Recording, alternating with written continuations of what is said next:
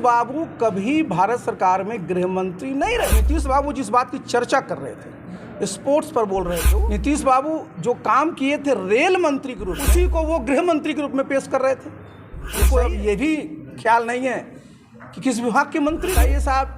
जिस मुख्यमंत्री को यही नहीं पता हो लीगल मुद्दा है, उसको पॉलिटिकल मुद्दा बना आजादित हो तो स्वाभाविक है कि समाज में गुस्सा होगा। बाबू कभी भारत सरकार में गृह मंत्री नहीं रहे और नीतीश बाबू जिस बात की चर्चा कर रहे थे, स्पोर्ट्स पर बोल रहे थे वो कि स्पोर्ट्स पर्सन को उन्होंने बढ़ावा दिया। तो मैं बता दूं, नीतीश बाबू जो काम किए थे रेल मंत्री के रूप में, उसी को वो गृह मंत्री के रूप में पेश कर रहे थे। ये सही है कि जब स्वर्गीय अटल जी के नेतृत्व में रेल मंत्री थे तो रेल मंत्रालय में जो स्पोर्ट्स का जो कोटा था उसको बढ़ाया गया था, स्पोर्ट्स प्रमोशन बोर्ड बनाया था, वो सही बात है। लेकिन अब देखिए उनको अब ये भी ख्याल नहीं है कि किस विभाग के मंत्री थे। तो बताइए साहब, जिस मुख्यमंत्री को यही नहीं पता हो तो भाई आप सोचिए, पूरे बिहार के लिए चिंता का विषय, उनके लिए भी चिंता का विषय है। तो कह रहे हैं क्या लगता है कि उनके राष्ट्र कमजोर हो गया? ये मैं नहीं कह सकता, लेकिन स्वाभाविक रूप से स्वास्थ्य तो ठीक नहीं लगता। अगर स्वास्थ्य उनका ठीक रहता तो उनकी भाषा देखिए, उनकी भाव भंगिमा देखिए, और जिस प्रकार का बयान वो दे रहे हैं, तो ये दुर्भाग्य किसके लिए? पूरे बिहार वालों के लिए है ना। क्या लगता है कि वो राजनीतिक रूप से बूढ़े हो चले? ये आप जो शुद्ध रूप से लीगल मुद्दा है उसको पॉलिटिकल मुद्दा बना रहे हैं। आप जरा बताइए साहब, किसी भी समाज को अगर आप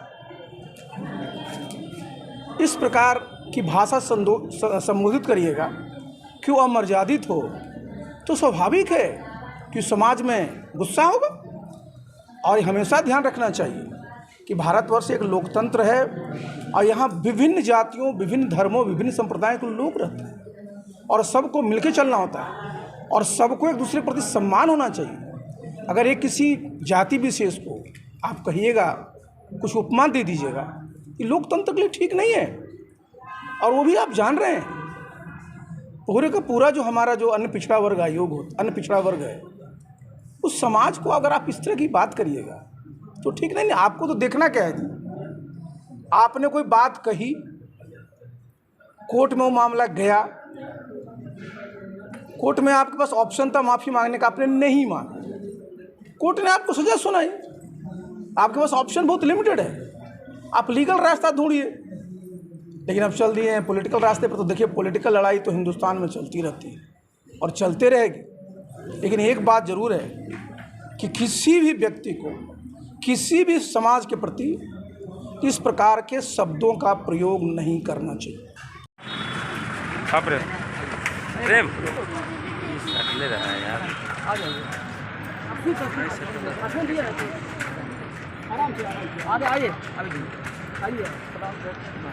आइए उन लोग बैठे, आइए।